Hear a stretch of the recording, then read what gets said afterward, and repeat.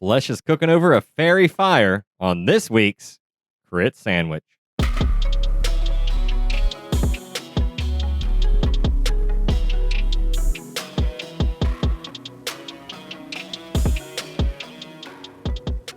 Welcome to Crit Sandwich. On Crit Sandwich, 4 friends play D&D campaigns loosely based on our favorite media.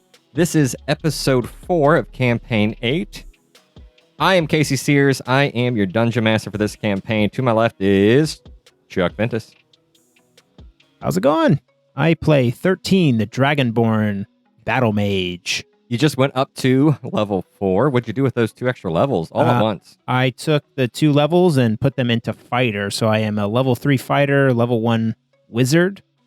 Basically, I gained the martial archetype of an eldritch knight. So I'm kind of keeping in my wheelhouse. Was it worth it to kill that kid? Yeah, I got 2 levels versus 1, I guess, right? Yeah. I don't know. I've thought of it. I feel guilty about doing it, but there was a hint of evil in him, so. The tables are turned from our first campaign where I was trying to kill the kids. Now you guys are doing it. Across the table from me, Robbie Ponder playing Dr. Rhonda Paul Leigh. Hello. I've put my 2 levels into cleric.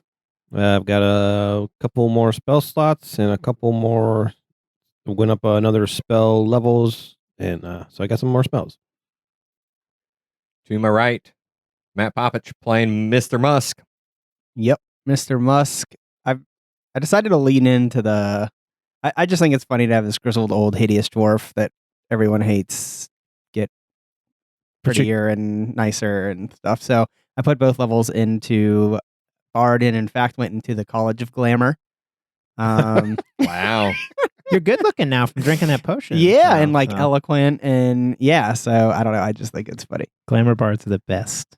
They are sweet. I imagined you as like kind of a bit hunched and a bit shady, but now I imagine you kind of like standing straight and tall. Yeah. And, leaning back a bit. Right. Your posture even. Right. Just a bunch of small noticeable, but like just everything's a little bit better as far as that goes. I don't know. It's funny.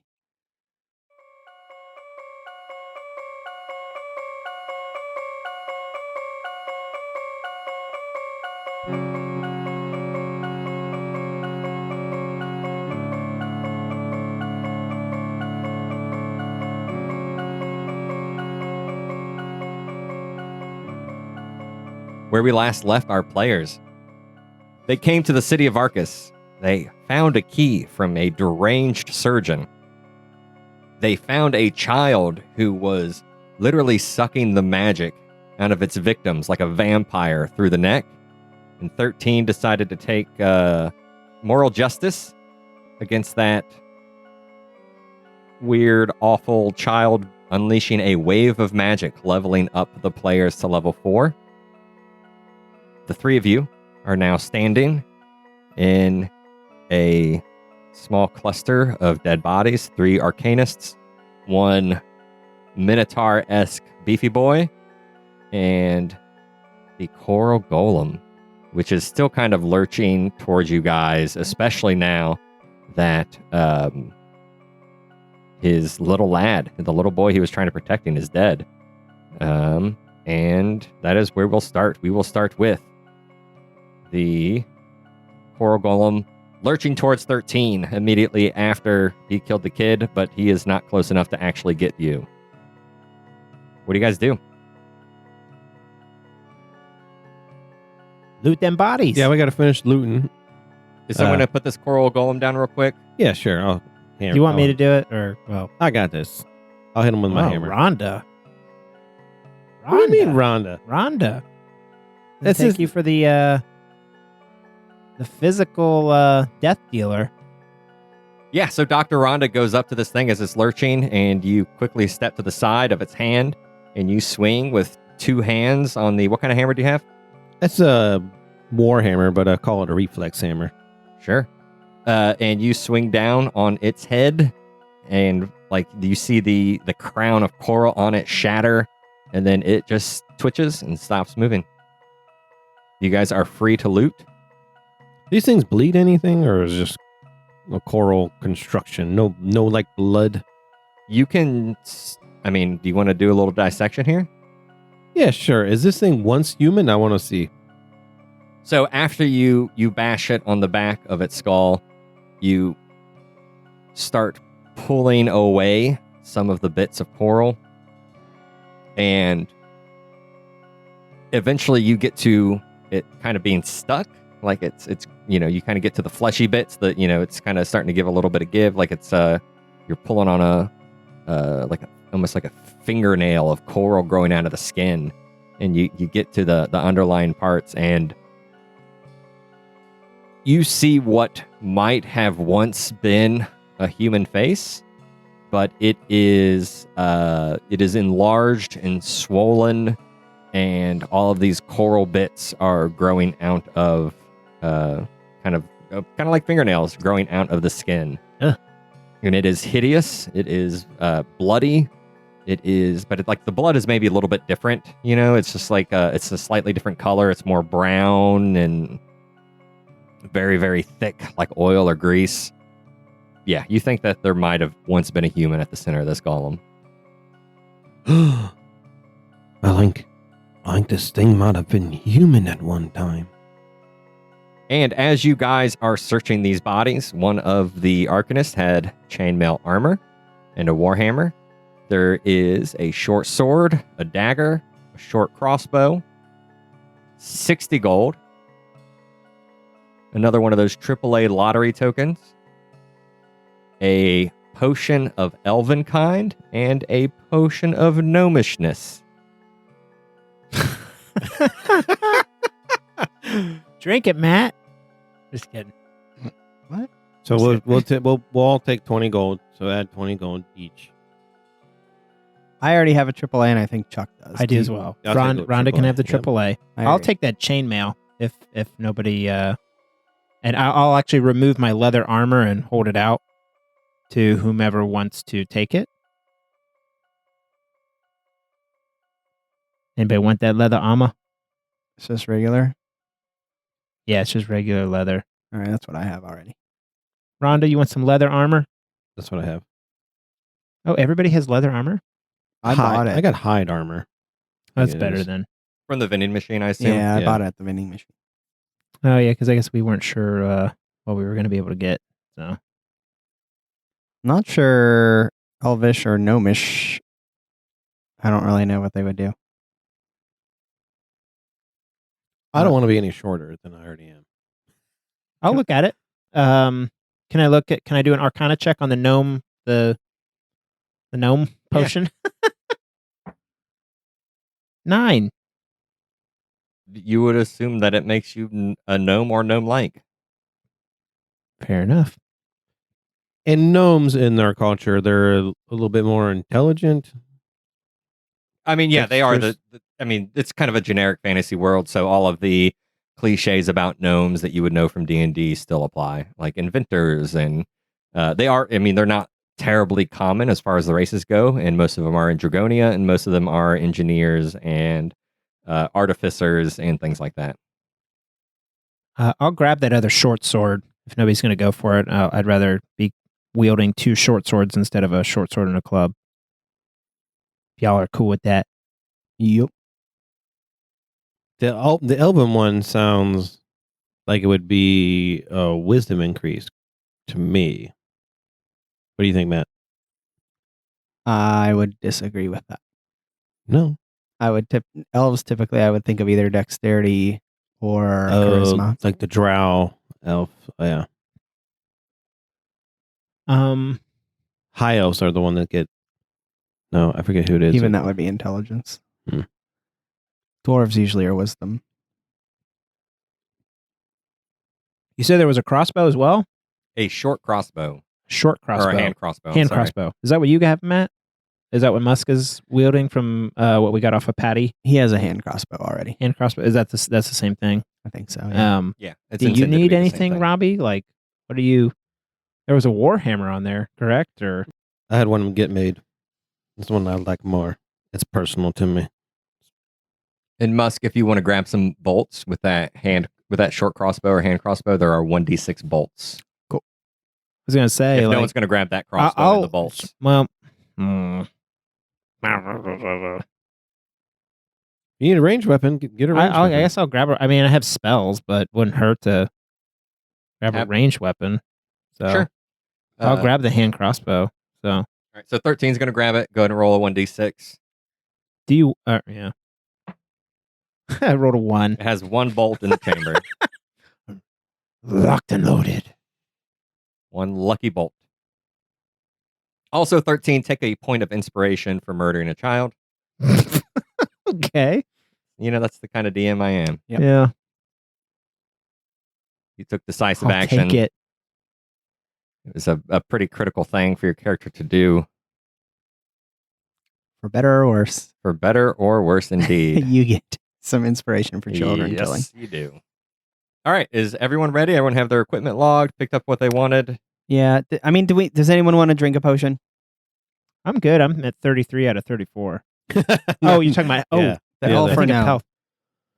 I think gnome should be intelligence, and I think elf would be wisdom, or sorry, charisma or dexterity. So well, I like talking, both of those things. but we're talking change. Like, so I'm building my guy based off of my strength here, kind of. If Okay. I drink this, I don't know what's gonna happen. I don't know what's gonna happen to me. Rhonda, how you feeling over there? Ready to become a hot gnome? No. I don't want to be a hot gnome. Yeah, I'll just take them both and pocket them. I don't know if we're in the they might come in handy later. I guess I don't know. 3 of you walk down. Remember, this is you're at the very, very bottom of this district, and it kind of is a big funnel, all of it pointing towards the south, towards the bathysphere station, which is those big glass globes that's wrapped with a mechanical fish that transports you from district to district. As you walk down this road, you've been here before. You came here and you found a solid wall of smoke, like tight gray smoke in between 2 planes of glass. And as you are walking towards it, Matt, Musk has the key. Yes, Are you wearing it around your neck? I am. You feel it as if it's a magnet, which is, a thing that you're familiar with, start to lift away from your chest and towards the wall. And you don't even need to take it off its chain. You don't even need to grab it. As you're walking towards the wall, you see a keyhole appear directly in front of you. And the closer you get to the wall, that keyhole inside the glass expands and expands and expands and expands until it's big enough for all 3 of you to walk through. We rock through it. 3 of you walk through it to find another, imagine almost like a bus station or something. You're right, there are some benches, there are multiple pools of water where different fish, those globefish with the mechanical parts around them, are sitting. And it says Bathysphere Station M over it. And there is no one in here. It is very dimly lit by what few globes are left. Definitely there has been some conflict in this area. Some, potted plants are knocked over. There are some piles of blood, maybe even a few corpses here and there as you walk into the station. I assume you all hop into a fish and take a I was ride? like, there's a fish. There's just one fish. There are actually 4 pools of water and 2 fish in them. Can we see what both fish say? Like, I would look and see what they're built the same as the one that we came to this place on, I would assume. Can I step inside and see what the dials say, what they're lit up as? Sure. The dials are lit up, and let me tell you what districts are available to you. The mining district is available to you. Arcus Woods is available to you. And Arcus Plaza is available to you. Those are all lit up, but you were instructed to head towards the mining district by Virgil. Yeah. And then both of them are lit up the same? Yep. Okay. Yeah. And then if you turn the dial, it starts blinking and, and glowing lighter, just like the other one did when you travel from the surface to the North Gateway district. This one's lit up with the mining district where we need to head. I guess let's do it. Once everybody's inside, I'll turn it to mining district and pull the lever. The mouth slowly closes on the bathysphere, and the three of you sit down for another lovely underwater ride. Yay. It drops below the water through a tunnel in the side of the district. And again, you guys see the kaleidoscope of colors from the different areas of Arcus laid out upon the ocean floor. It's beautiful, it's stunning. Schools of fish, plant life on the bottom of the ocean. Again, it is to you a magical fantasy realm itself is outside of these pods, outside of the city. The bathysphere takes you over a mountain ridge and right back down the other side of it, and you see a long district wrapping around the side of this mountain. Also, one thing you guys notice as you're moving on this bathysphere, that there seems to be some coral tubes that were once connecting the different districts of Arcus. Those all seem to be just kind of broken or destroyed. And you're thinking like, oh, the only way to get around now is these bathyspheres, but at some point there were roads connecting all of these districts. You go into the side, and you pop up out of another pool of water. You are now in the mining district. Welcome to the mining district. We made it. I guess we'll get on the shell phone and contact Virgil and tell him we've arrived. Pull it out or put my hand to my ear and just say, "We've arrived at the mining district. Where are you?" That's great. That's great to hear. I'm in Hillside Manor. It's called Mudtown to the locals. We've got a hideout for smugglers here. That's where I'm at with my family. And you know those smoky bubbles? Like the one that protected the bathysphere station. Aye. We're trapped inside one of those. I think that the owner of Russell Mines, a man named Jay Bacalar, I think he has the key. Do you know where he is? I assume in Hope, and according to our scouts, he's near Russell Mines, and maybe even the Russell Mining corporate offices. Why would he put you in a cage like that? What did you do? You see, when the revolution was led against Abigail Russell, she struck down a Mr. Felix Frost, and he was running a lot of the smuggling operations and running a lot of the businesses around Arcus. And after he died, I led a workers' revolt against Abigail. And so she decided to trap me here for me to eventually starve and die with my wife and kids.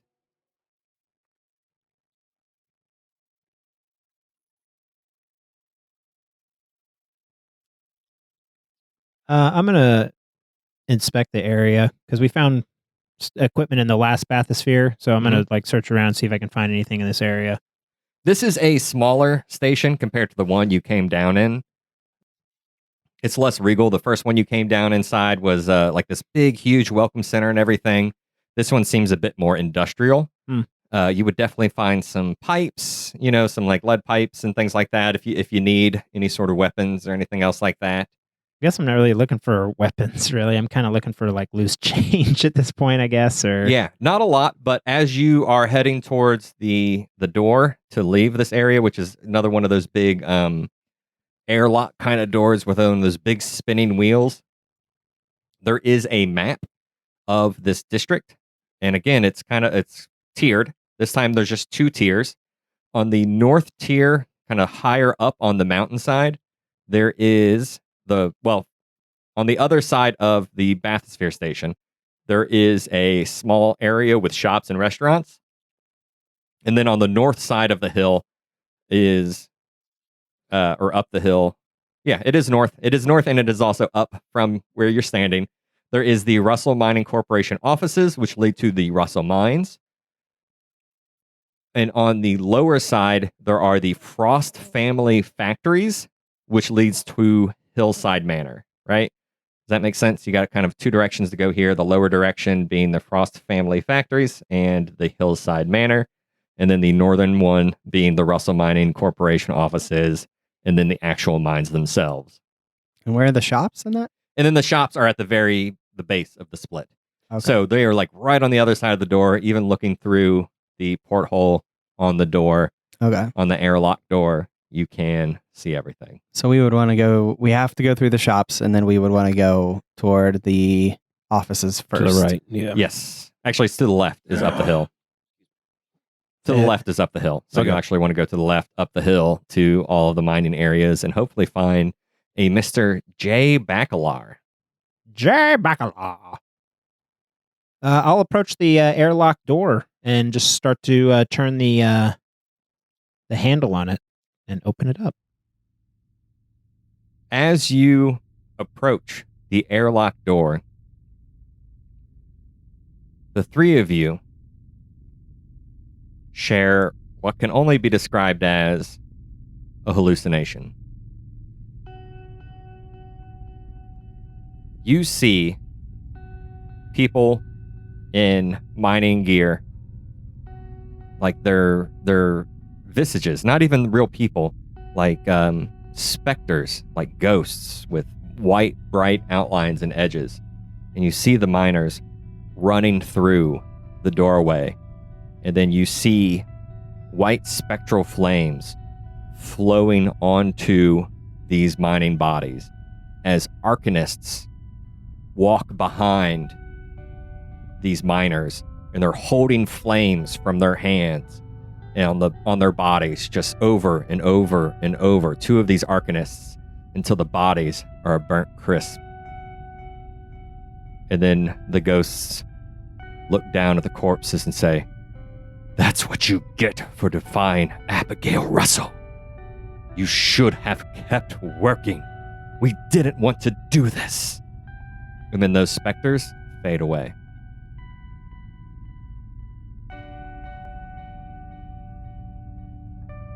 What was that? Did you see that? That was weird. It's like a hallucination or a dream or something. Did you see people burning alive? Aye, obviously this place. We need to leave here as soon as we can.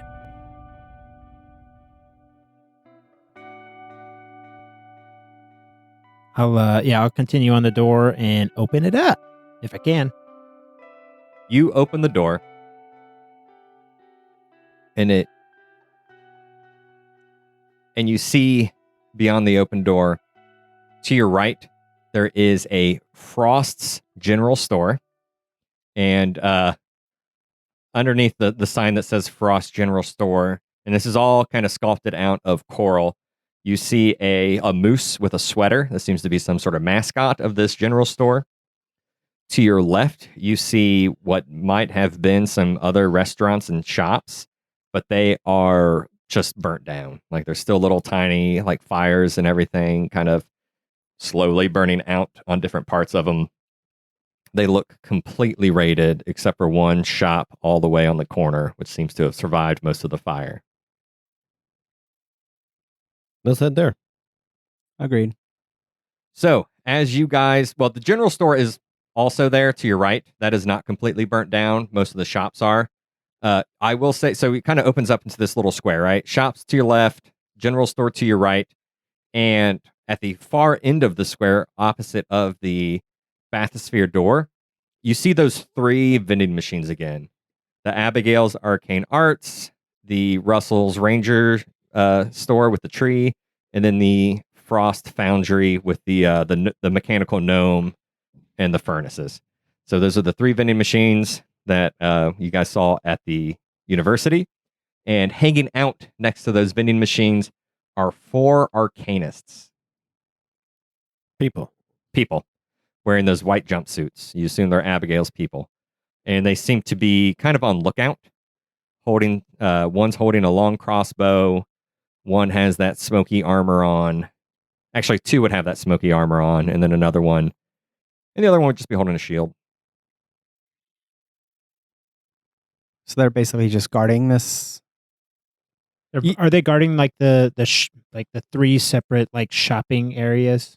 They seem to be guarding the vending machines, actually. Okay. So the first time we encountered guys around the vending machines, they were trying to raid them. These guys are just guarding them. I guess if they haven't seen us yet, I guess we don't need to go here. Know how you guys feel. Well, I guess we have to pass through them, don't we? Or I think we went off our trail to go here. So you got, what do you mean off your trail? Did we go off into, because this is like one of the side shops you said that's in the back that the fire didn't catch to? So the shop on the right, the fire did not hit. All the shops on the left seem burnt up. And then there's the vending machines at the very end. You probably could go all the way to the left or all the way to the right and try to sneak around them if you don't want to use any of the vending machines. If you wanted to search the building on your right, you can, the general store. Or if you want to, actually the safest way to sneak might be through all the burned wreckage because it seems very smoky and a bit open. You know what I mean? Like you could just walk through the walls because they're burnt out. Are these just the vending machines that had like weapons and armor, or are these any of the vending machines that had like potions of classes and stuff? So you would assume, yeah, the one that you guys find those very first potions out of, the Abigail's Arcane Arts. Yeah, that one. That one is there, and it seems to be operational. I would whisper to Musk, because obviously we're trying to get out of this place. Like, what do you think? Should we get the jump on him? We might need that Arcanite to get out of this place. Who's my smartest person here? Who has the highest intelligence? Characters or +1 intelligence characters. for me. for Chuck or for Our wizard has +1 int. I'm +1 intelligence. I I'm was 13 0. +1. Intelligence. What are you, Matt? 0? -1? So Chuck, go ahead and give me just an intelligence check. Oh my gosh. That's pretty good.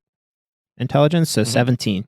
So you see, so right, remember this, the magical one is Abigail's Arcane Arts, and it's this stained glass looking tower with a ghostly visage, some sort of hologram of Abigail. It's a hologram of Abigail in front of it.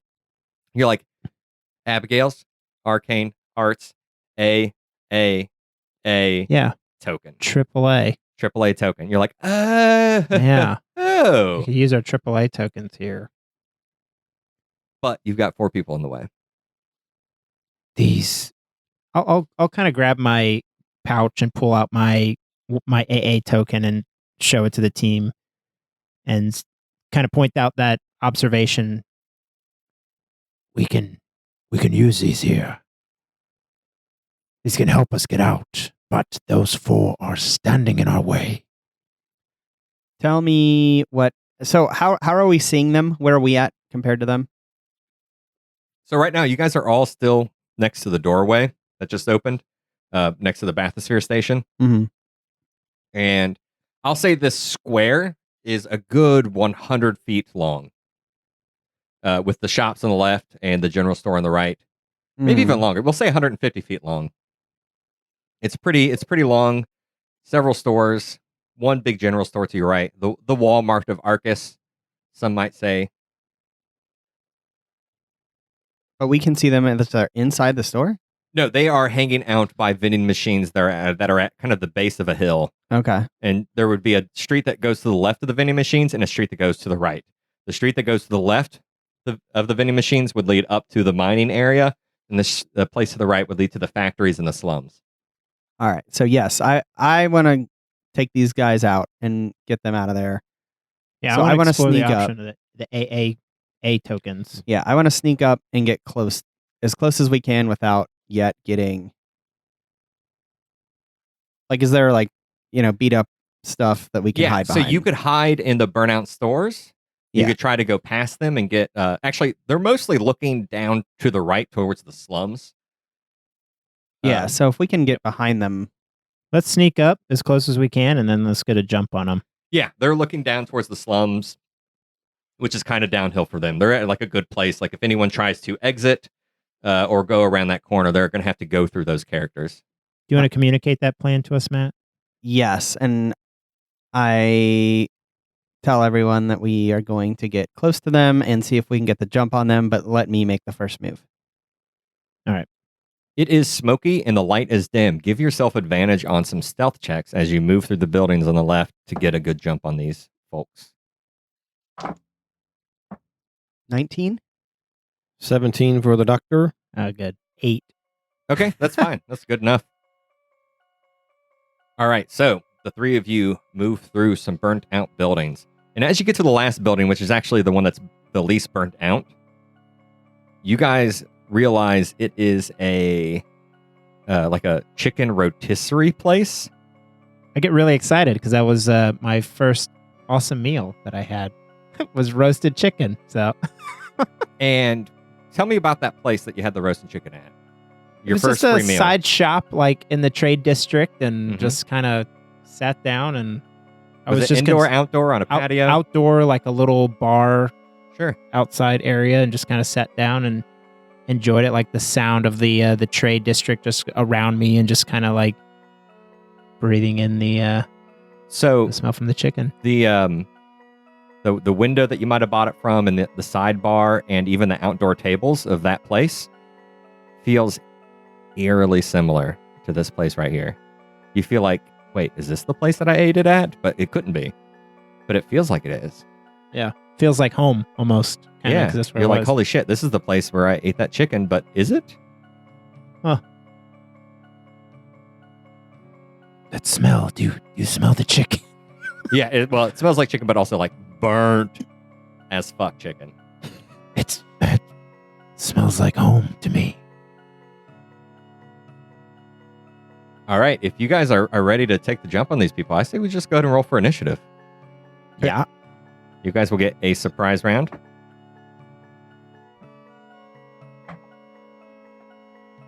Rhonda get a 2.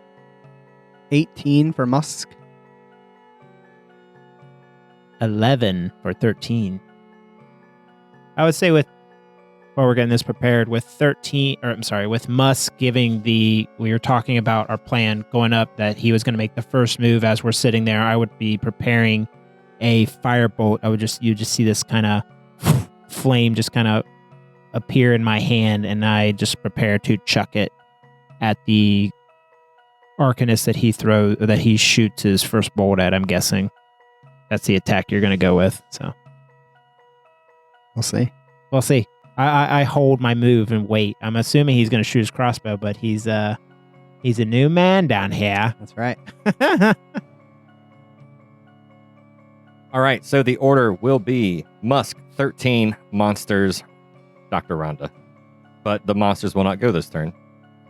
Musk is going to hold out his hand, and I want to I'm going to cast Minor Illusion.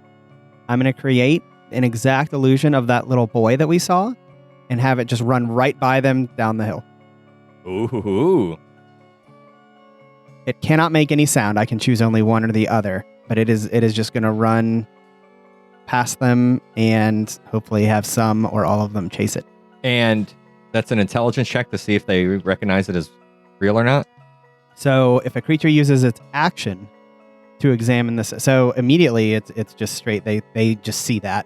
A creature uses its action to examine the sound of an image. The creature can determine that is an illusion if with a successful investigation check against my spell save DC. Okay. So you guys, all three of you, see one of those little lads running by and going down the hill, just kind of out of sight of the four people standing next to the vending machines. And they turn their heads and say, "Hey, what was that? I think that was a little lad." Next up, 13. So they're all four. They're still standing there. Yeah, they're still standing. They just noticed it. It just ran by, and they're noticing it right now. How far away are we from them? About like feet wise. So you guys, I would How say, close were we able to you guys sneak have up? gotten pretty close to them. There's just a road in between the two of you, and so I'll say you're about 30 feet away. And all of their backs are pretty much to you right now.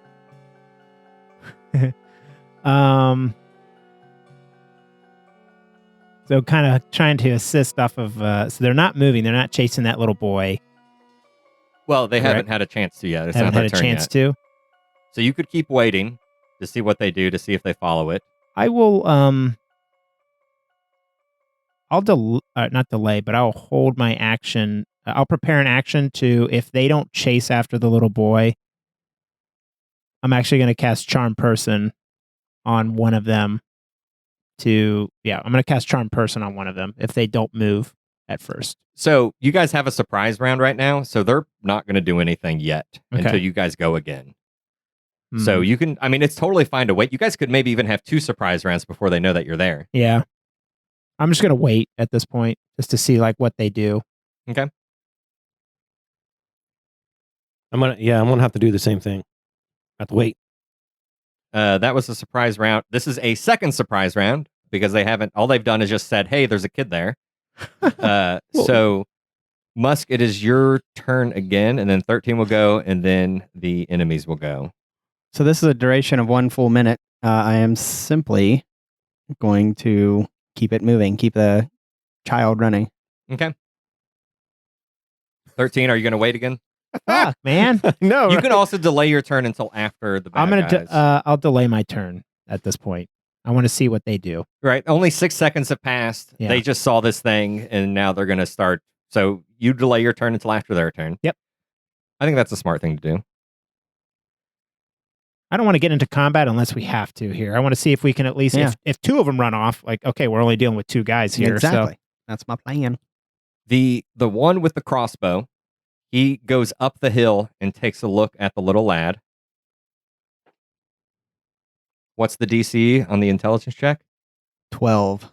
Ooh, that was an 11.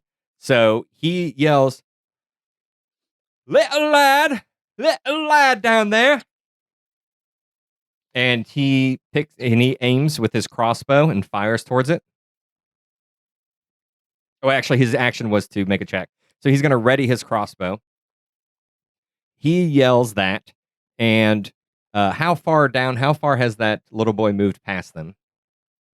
I mean, I was hoping he would just like kind of run into an area that would lead them off. Okay, so he ran into an occluded area, basically? Yeah.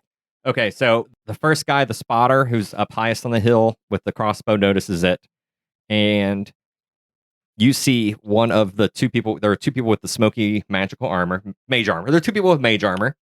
They say, oh, all right, let's go get some Arcanite. Well, actually, they would have turned a corner. And did you make it disappear after it kind of got occluded? Yes. Okay, so they would have run around down the hill and around a corner and just yell out, where'd he go? Do you see him? Do you see him? And they're kind of yelling back up at the spotter who had the crossbow, and he's just shaking. I don't know. He ran around the corner. He ran around the corner. Sorry, they all have different voices every time they speak. It's tough. It's one of the hard parts of being a DM. And the last one, the person who did not have mage armor, the one holding a shield, is just standing there and watching them. And he yells, save some for me. And then I think it's you guys, right? Yeah. I'm gonna Chuck delayed his. I haven't done I'm mine. Yeah, after so him. now it's Chuck's turn properly. I'm gonna cast Charm Person on the closest one to us. I'm guessing it's the guy with the shield. Yes, he is the one still right next to all of the vending machines. Okay. Why is this not showing up? Yeah, he's to make a Wisdom saving throw. It looks like for Charm Person. I want to try and charm him. He has to beat an 11. He got a 9. Wow. What did that guy's voice sound like with the shield? Hey, save some for me, Yeah, right? pretty much, yeah. I want to charm him, and I want to tell him or I want to have him shout to those guys, well, go on, go get him. I'll guard this Arcanite here. It's just a boy. Go search for him. Is that how Charm Person works? You I don't just know. control Not at what they say? I don't know. No. You control his voice. No. I'm controlling this. That's I want not- to charm him. That's no. You're thinking of Harry Potter. This is fuck. Charm is just straight like they're friendly to us. Like we're buddies. That's it. I'm gonna charm him, and I can control him. No. No. How many? Fuck.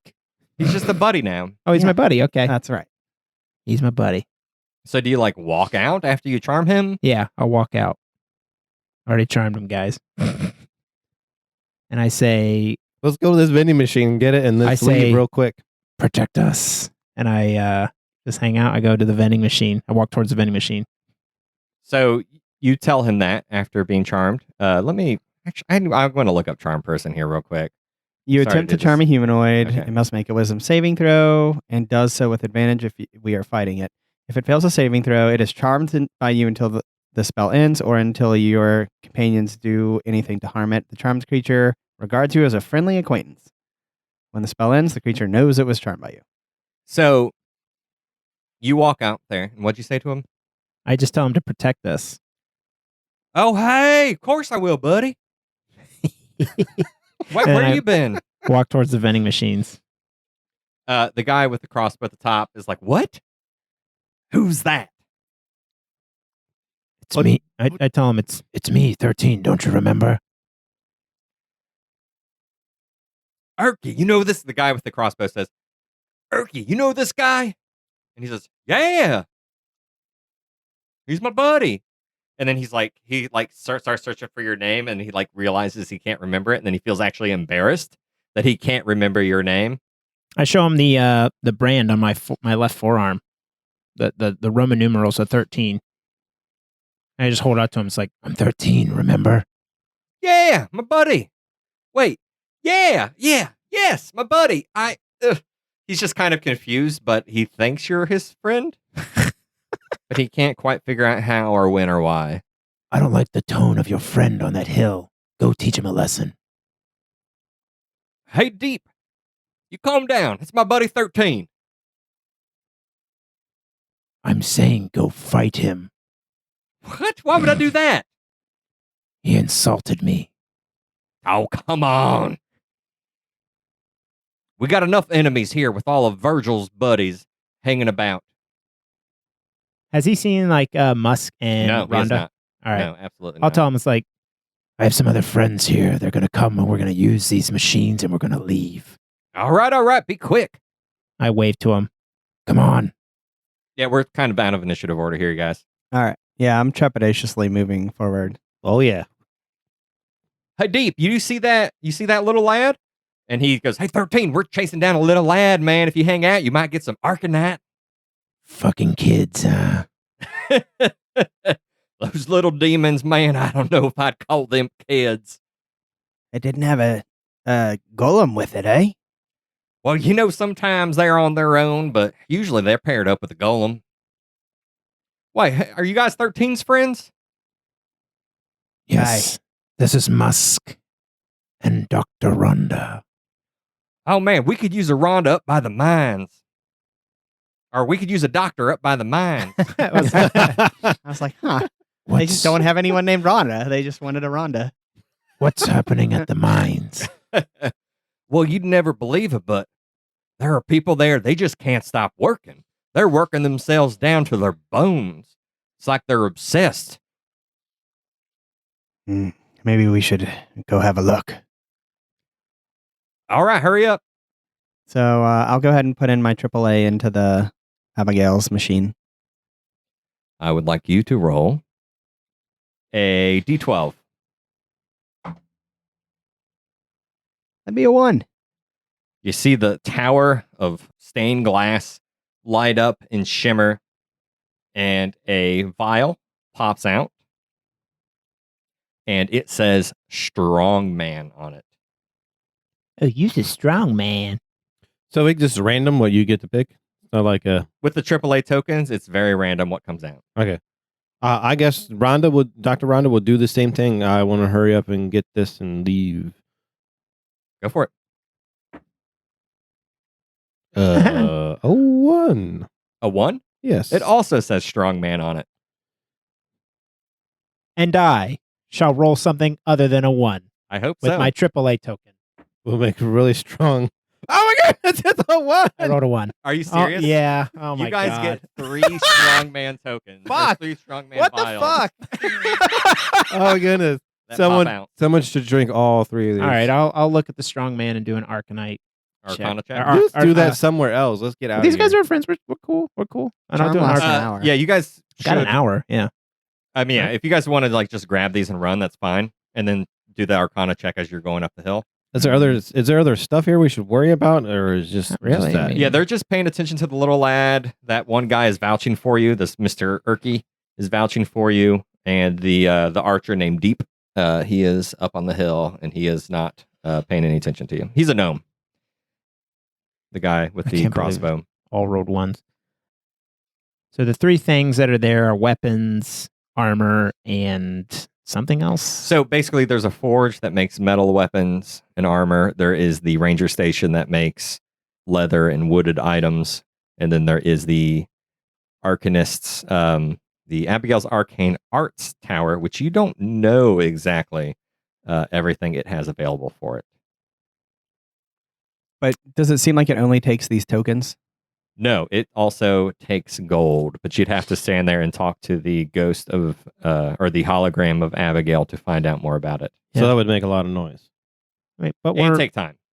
I mean, we got time. I got like an hour at the charm. That's so. only charming on one. You only have one guy charmed though. That's Yeah, thing, the isn't it? illusion is. I mean, they'll sooner or later give up. Okay. Not after a full hour. Well, if before you that. guys want to head out, you speak up. Because I'm going to check out that machine. If not, if you think we should head to the mines, then I'm cool. Let's that. just ask the Abigail apparition real quick. How much gold for one of your items? Sure. She starts listing things off. And she says, a potion of healing is 50 gold. A spell scroll is 60 gold. A potion of climbing is 70 gold.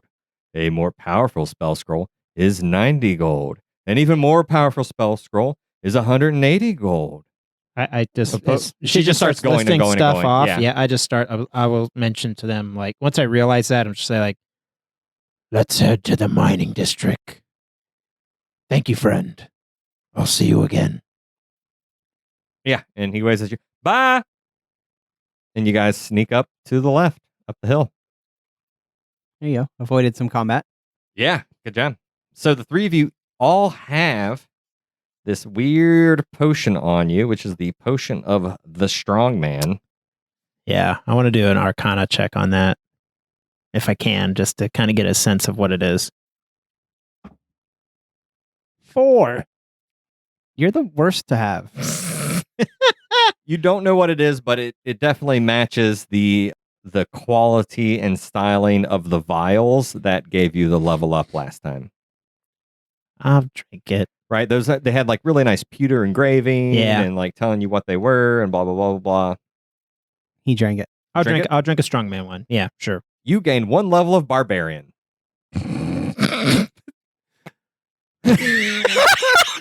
So you're a wizard, barbarian, and a fighter. Yeah.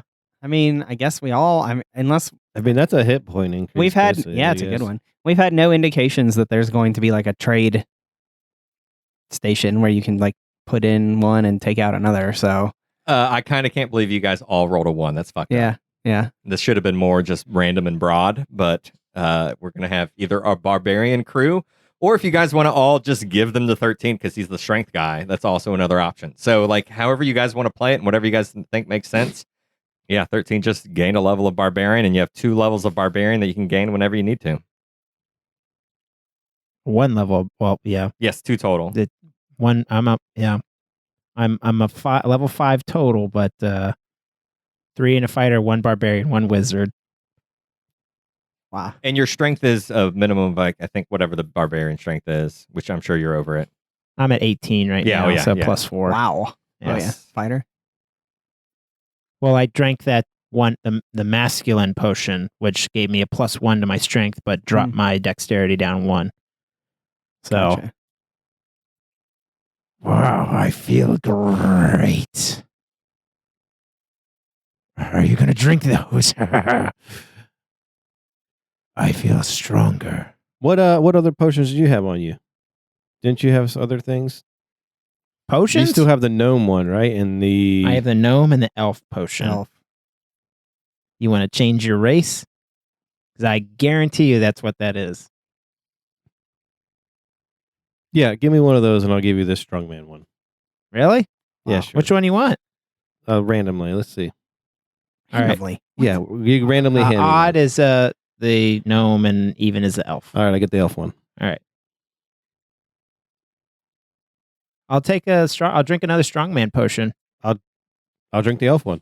All right, so 13, you gain another level of barbarian. Dr. Rhonda, you take the elf potion. Yes. This one hurts a little more than some of the other ones. You feel your bones breaking on the inside after you drink this. And then you feel them growing and your muscles and everything stretching. And your ears feel like they're burning as they are, and like they're pulled back, like someone's pulling back on your ears. All of a sudden, you have pointy ears. You're 2 feet taller. Whatever armor you're wearing, you just like break through it. And all of your, so go back and look at what class you were, or what race you were, and subtract those racial bonuses and add on whatever elf racial bonuses you want. I regret this decision. Mm-hmm. Hey, I got a gnome one. You want to Yeah, you switch could, it? yeah, you could also just keep drinking them. But yes, you are absolutely now 100% an elf. And basically, just as you guys are walking up this like creepy dark hill with like maybe 1 or 2 globes of light that are still up there, you're chugging these things, and now you're basically there in your underwear because you're way too tall for your clothes, Oh my goodness. and your armor, and your armor just got ripped. This is the worst thing for a dwarf to be turned into an elf. I want right? to say yeah, my like you're wearing basically. Well, actually, I'll say you still have your armor on, but it's like a belly shirt now because you're too tall. my HP jumped from just for those 2 levels 34 to 52. So Sounds about right. I'm feeling pretty good. Yeah. I'm going to hang on to mine for now. I'm not going to drink it, but maybe someone down the road will get a bard or something that I'm more interested in and will trade me. Going that bard route, huh? I mean, I guess. I wish. Why did we roll 3 1s? I can't. Yeah, that's nuts. I can't believe you guys that was did that. unfortunate. All right, so let's take a minute here for Robbie to update his character. Chuck, is there anything for you to really choose for the barbarian stuff? Not really. I mean, I did gain. I think I got danger sense. Let me see what feats and traits I got. I got rage. Yeah, you might want to drop your armor at some point because I know. Well, so barbarians I don't- looked at that because they do have unarmored defense. It's your dexterity plus your constitution, which would actually bring me to it's 10 plus those, which would be 14 AC. I actually have 16 AC with the chainmail, so I'm gonna actually keep Okay. that. But I do gain rage, which is great because that gives me I gain advantage on strength checks and saving throws. I get +2 melee damage with strength weapons, which is awesome. I gain reckless attack, which gives me advantage on my first attack, but attacks rolled against me have advantage as well. Until my next turn. And I also gain danger sense. I have advantage on dexterity saving throws against effects that I can see while not blinded, deafened, or incapacitated. So this was like a huge plus for me. Yeah, it's good. There's no negative side effects for me, I guess. So Rhonda's over here. No, no, no! I'm not a dwarf anymore. And her voice has changed. I'm not a dwarf. Oh no! I thought it would just help me be a little bit wiser and more faster. I didn't think it would change me into an elf. This is the worst possible thing for a dwarf. Musk, what do you think looking at this elf? Oh, I just look at her and I say, "You're hideous." I know. I was so beautiful before, and now I'm an elf. Oh. So, Robbie, how did Rhonda's stats change? Her constitution went down. I'm not as healthier, but I'm quicker, a lot faster with my hands. that's good for all that fighting you're doing. So When you guys took those other potions, I think a lot of you guys went up to the minimum of the stat, right? Mm-hmm. And if you were already at the minimum, did I give you a +1? No. Oh, I don't know because I went to the minimum. Did you go? Yes, you give a +1. Okay, so you get +2 strength also because you took 2 Oh. of those barbarian potions, and that's Oh, really? +1 per each. Okay, so my Damn. 18 goes up to a 20. Yes. Jeez, The that's main- max. If you take a potion of a class, you also get the class's primary stat as a bonus, Okay. but you're now capped down on strength Yeah. as far as these potions go. I don't lose anything or No, I mean, you just basically gain 1 strength. Basically, if you took another wizard potion, you get +1 int. I gotcha. Okay. If you found a cleric potion, you get +1 wisdom. If you found a bard potion, you get +1 you get +1 charisma. I got you. So yeah, you get, yes. So you got 2 +1s to strength, but that's the highest the I'm at barbarian potions can take you. I'm at 20, so I don't think I can go any further as far Correct. as strength goes. Yeah, so. as far as these potions, the arcane infusions, which is what these are called, Yep. go, you cannot keep gaining strength now that you're at the top. Gotcha. All right. Are we ready to keep sneaking up the hill? Okay, so everyone has reacted and responded. 13 is just bulging with muscles now. Like, holy crap. You're level 6 or 3. You have 6 levels, right? Of Yeah, different- I'm a the level rest of us 3 are 4. Level 3 fighter, level 2 barbarian, level 1 wizard. So I'm level 6 technically. You're definitely a melee guy. Yeah. So with a little bit of magic. Yeah. So yeah, you guys are just, things are changing for you all very rapidly. You're creeping up this steep incline. To your right are some railroad tracks that some carts and some things have gone up and down clearly for the mines themselves. You guys move up the hill and you see some barricades. We're talking like sandbags and some other things like that protecting a building. And the building is a very round bulbous shaped building. And it's like a web of cream colored bone like coral with obsidian glass in between the web of this bulbous structure. And there is a sign on the outside, and it says Russell Mining Corporation offices. Beyond the big bulbous building, just on the other side, is a very large and long hall, like a mess hall. And then beyond that, it gets very, very dark and hard to see. Oh, as an elf, is your vision better now? Definitely have dark vision. I think it's the Doctor? But it's the same. Yeah, it's the same. Okay. I didn't go that far into looking into all that, but yeah. But my walking speed I did increase, so I'm not having as much trouble with my longer legs of keeping up with you guys. same. Also, because you don't have it on any clothes. Well, we'll say the pants are very loose and baggy. Your armor is now a belly shirt. Yeah, like you're holding, like maybe you're using a rope or something now to hold your pants up, or maybe you just get rid of them because they're annoying and falling. Man, just get rid of them. I'm a lady. I'm not gonna just lose my pants. Hey, man, you got to move. You got to be able to walk. These things. I will tie it around me. Yeah, you're not as wide, but you're definitely longer. So these things you don't really fit anymore. I'm definitely crying, and anything I look at that has a reflection, I just look away at myself. I don't no longer feel comfortable looking at myself in the mirror. Yeah, you see your reflection in the darkness, and it makes you want to weep, like on some puddles on the path going up. Betty, look at you. Oh, God. Don't rub it in. Don't rub it in. I need to get you back. Oh, I need the dwarven potion back. the crying only makes it worse. Oh, my God. I'm so ugly even when I'm crying. So this bulbous building is on a flat plateau as the street comes up the hill and works its way around. Beyond the building is the wall of the district you're in that goes up and arches over everything. So you guys are kind of all the way up on the top edge of the district. There's the bulbous building. Would you like to go in there?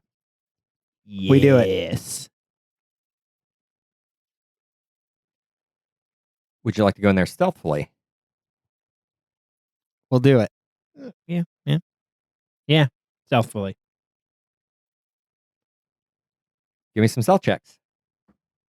I'll do it. 16 for 13. Robbie, it's your turn to do well because I just did not very well. 5. 12. Nay. There is a front door in this building, and the three of you approach it very quietly and push it open. And it's an archway where the door is, and it's that black obsidian that's inside that kind of the bone-colored webbing. And you guys very slowly. Who's in the front of the party?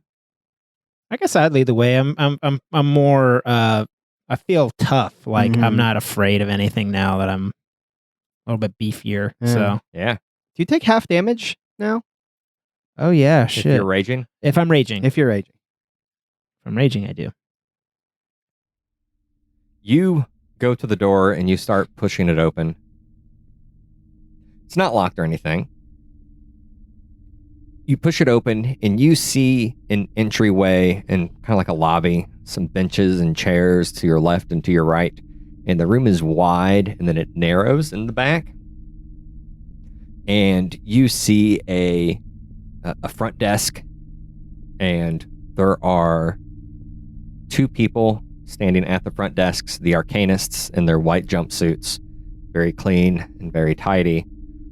One of them is wearing the smoky mage armor, and the other is just standing there, and they are talking about chain of command now that Jay Bacalar is dead. Who's the boss? What do you mean, who's the boss? Well, Jay's dead. Well, I know Jay's dead, but, like, obviously, that means, I think that means Ted, right?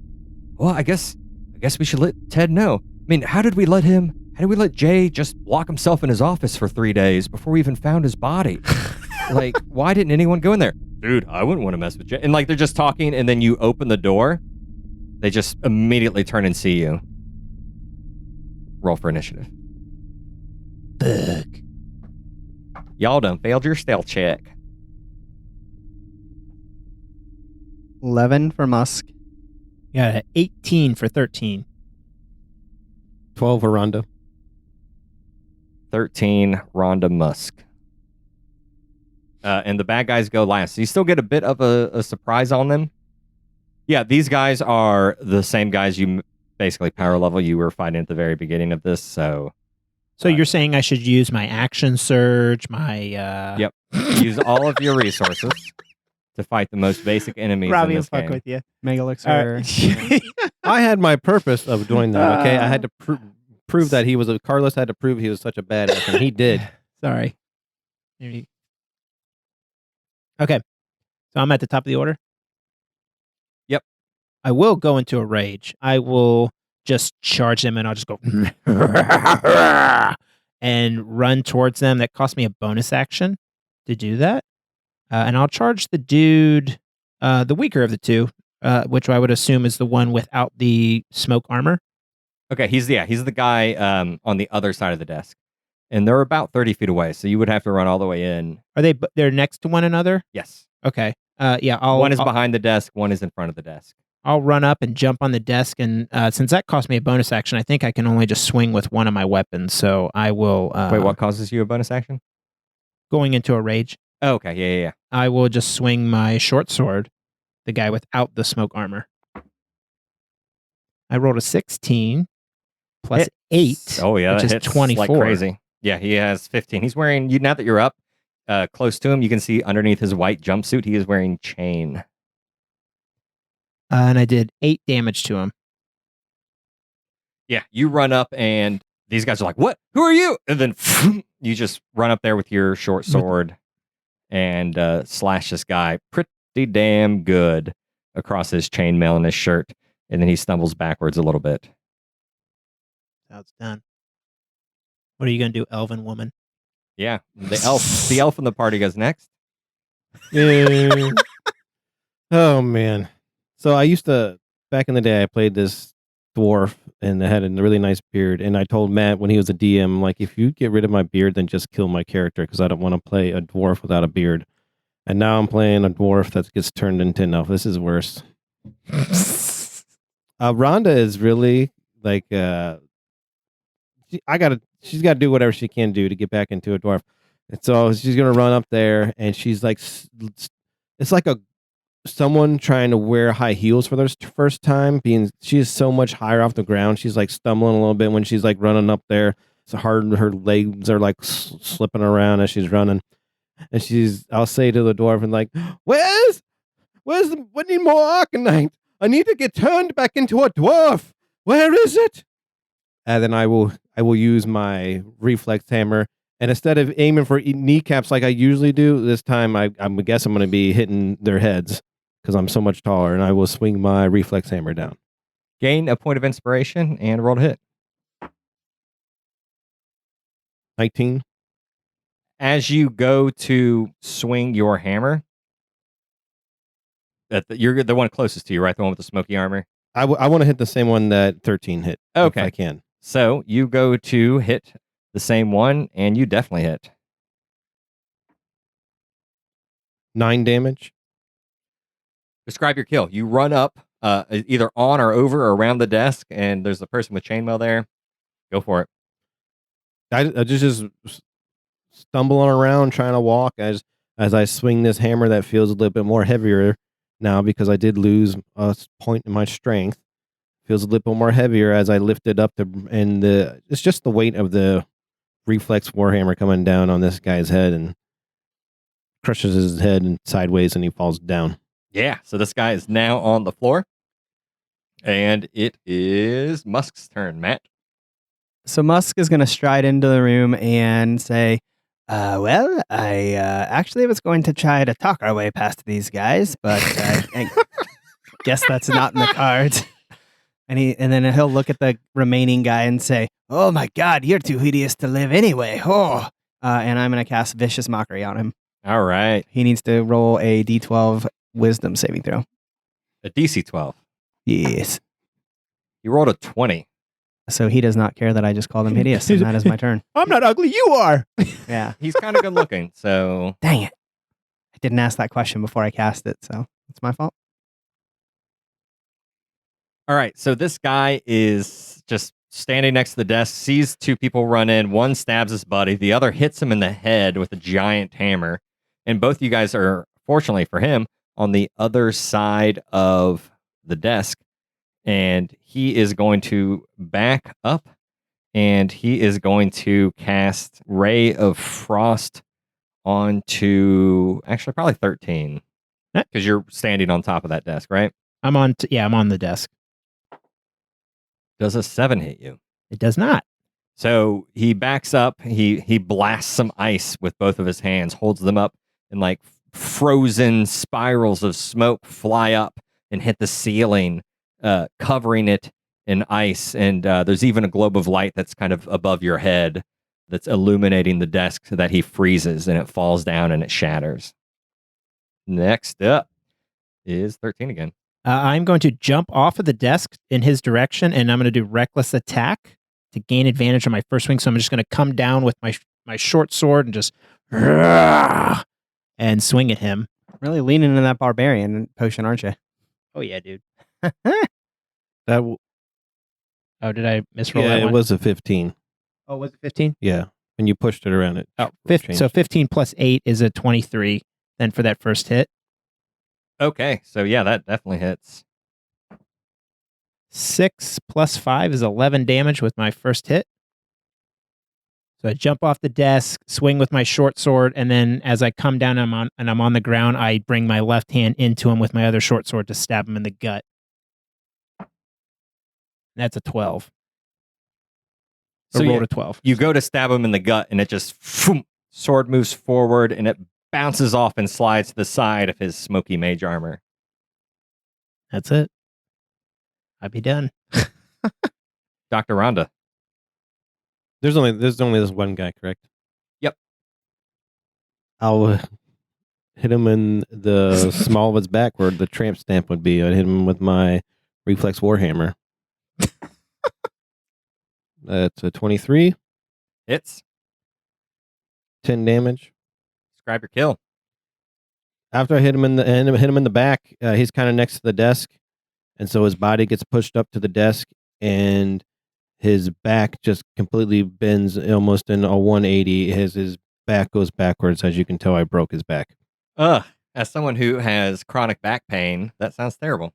Yeah, and I have difficulty pulling my hammer because after he scissors across my hammer, I have difficulty pulling my hammer back out.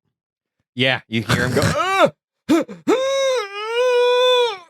and his eyes roll back into his head, and he falls to the floor, kind of on top of your hammer still, and just like he's clearly very paralyzed, but maybe still just a tiny bit alive as he's laying there slumped on the floor, groaning, and his eyes are closed. You can ask him questions now, Matt. Where is it? Where's the dwarven potion? Where's the dwarven potion at? Tell me.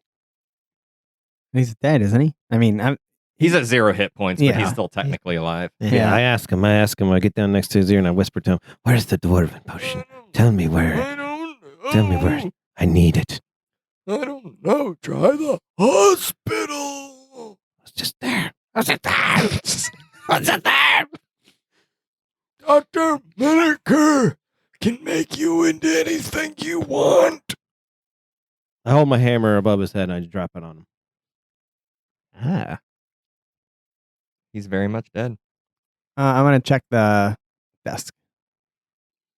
Sure. You comb over the desk and And bodies, I guess. sure. Let me just come in here and loot everything. I don't think you're. I know you're motivated to go ahead and get that loot, but Rhonda is pretty motivated too. I'm frantically searching, really very very very fast throughout all of these filing cabinets or whatever is in here. I'm patting everything down very very frantically. Rhonda, you're closer. So you'll get first dibs on the Arcanist that you just knocked down. Their smoky armor has stopped being very solid and just kind of dissipated into smoke, and it kind of spread across the floor. And you pat that person down, and they have a dagger and a hand crossbow, 2d12 gold. You can roll it. No dwarven potion though. Might be a good thing. Like if Musk or 13 finds a dwarven potion and they keep it a secret, because it might be more motivation for Rhonda to just get business done. The other one, the first one that was killed, has a war pick and also a hand crossbow. But that's it. Can I roll for bolts just in case it matters? Sure. It's 1d6 bolts each. 4. I'm not worried about the other one. Searching around the front desk, there's not a lot. It just very much seems to be, there is, maybe a list of the people inside the building. One of them definitely being the director of mining facilities, a J. Bacalar, and then a list of a lot of other names. And there is an office number for J. Bacalar, and it is 201. Maybe we should just go and search his office. He might have this key on him. He was the last in charge. If it's not there, maybe Ted. He's as good as dead. I still got a little bit of the rage flowing through me, so I'm slightly crazy. All right. Is there better clothes for Rhonda around here? What were these guys wearing? So the one with the mage armor was an elf, and the other one was a human. What are you now? You're an elf? Yeah, you can totally take the Arcanist robes or whatever you want, or the Arcanist outfit. It's like a little can I jumpsuit. wear that above my leather? What's left of my leather armor? Sure. Let's head to J. Bacalar's office. All right, so the this room is like a wedge shape, and it got narrower towards the desk. To the left and right, there is a doorway, which you would imagine would lead kind of around an inner ring to the building. Directly behind the table, the front desk, there is a sign that says stairway, which would really just be the direct center of the building. You said 201 was his office? Yep. Yeah. Second floor. Let's go. Yep. So going beyond the front desk into the space behind, there is a spiral staircase directly in the center of the room with a few globes of light leading your way upward. The three of you go up the staircase following the globes of light, And you get to the top, and it's another platform, and it seems like another round walkway going around the building, each leading to a bunch of different other rooms. The very first room on your left is 201 J. Bacalar, Director of Mining Facilities. I kicked that shit down. Damn it! Yeah. You kicked that shit in. Dr. Rhonda is enraged, and she pushes through the door and into the room. You do see a desk and a skeleton, and the skeleton is covered in ashes sitting at the desk. And I assume everyone's right behind him? Yeah. Yep. The three of you, again, have this communal hallucination, and you see sitting in that chair a ghost. And he is speaking to a ghost of Abigail Russell. And he is saying, It's the damnedest thing. The workers have stopped listening to me. It's like they're robots. What's going on, Abigail? Well, if they're working hard, they're working hard. What's the issue? Why did you bring me here? No, you don't understand.